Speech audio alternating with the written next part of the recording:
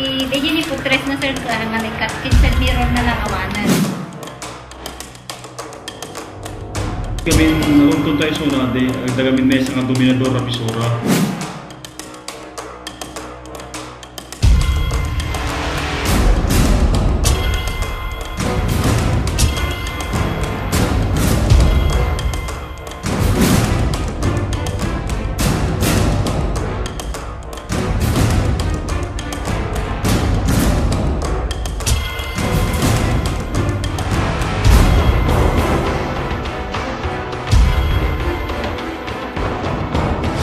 May kasanga pulukit inem iti bulan ti Hunyo 2010 na aramid ti may sanga pinagtakawan iti scooter wenno chap-chap dito mismo a parkingan ti Pastoral Center.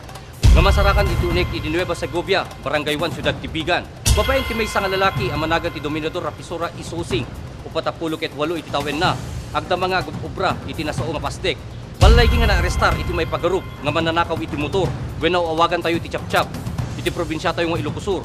Pangronronan dito mismo a Ciudad Tibigan.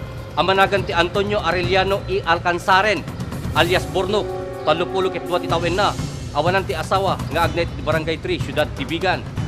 Basari ti palawag ni Rapisura kadagiti kaming iti Philippine National Police iti Ciudad Tibigan, agarup alas 12 ti aldaw, nga nagawid ni Rapisura ti pagtainganda, ketitan nga nakita na mismo nga indala iti chap-chap na, iti may tuntudo a suspek ani Bornok. Segun pay ken kuana, ginandat na nga pinasardeng, ketita nga pinataray na iti motornan, anakay gapuan ti saan na nakakamatan. Adagos ka na pa nagkamang kini P.O.1 Deltran Lianes nga agdama nga naka-duty dayta nga kanito ti asideg iti palasyo.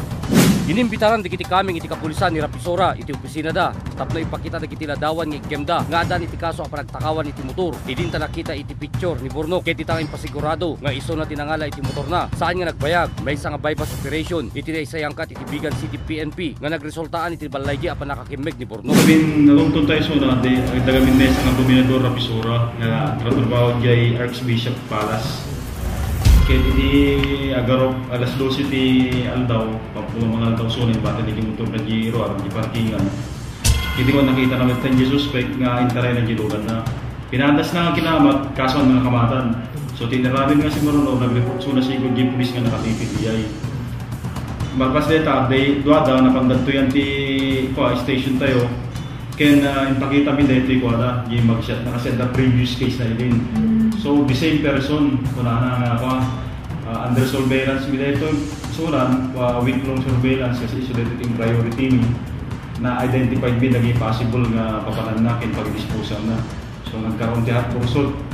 Nakita mi suna kadwa mi ko yung biktima together with the elements of the PNP Bigan.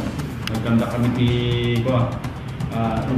in Scormilla area jay parte na Tirisan Street yung pamyanan jay di ko nakita mi sunod jay in complete possession in custody kada ito'y motor ni Dominador so nga jay na aresto mo sunan. Kalpasan na pa nakakimeg ni Bornok ket itang impakaammo amin dagiti na pa nagreklamo iti PNP Ciudad Tibigan nga natakawan mitlang iti chap-chap ket itang napanda iti opisina tapno inda bigbigen dagiti motor daan natakaw akas ken ni Ginaline Marcelia Tike ken ni Katrina Sistine. Kasano yung mga paniknikan nga di motor nga dito dito takit Baguio? May lasin po sir tabi jay kalog na di chassis na di serial number na awan na talaga. Tapos di sticker na makita mi nga nalikkalikabang madlasin mga nalikkabanan sir. Kundi di ni po tres na sir nga nagkat-kinsel mirror na lang awanan. Pinasinggitan pa ni Police Chief Inspector Navarro nga iti modus operandi ni Bornok ket sa runwen na iti biktimain na. Pinton maiparking na iti motor ket ita nga sa runwen na nga takawen. Ken ti kanayo nga biktimain ket dagiti agtab trabaho iti dadakkel nga pasdek mga opisina ken dagiti mapan makitsenda. Amin nga po tayo considered as evidence nakita amin nga nagtumbang tayo. So ano ibig sabihin nun? Papayin natin yung kaso, considered as evidence pero presenta yung korte. The masapol na lang is they will produce undertaking coming from the court in order for them na ma-produce na masapol di korte.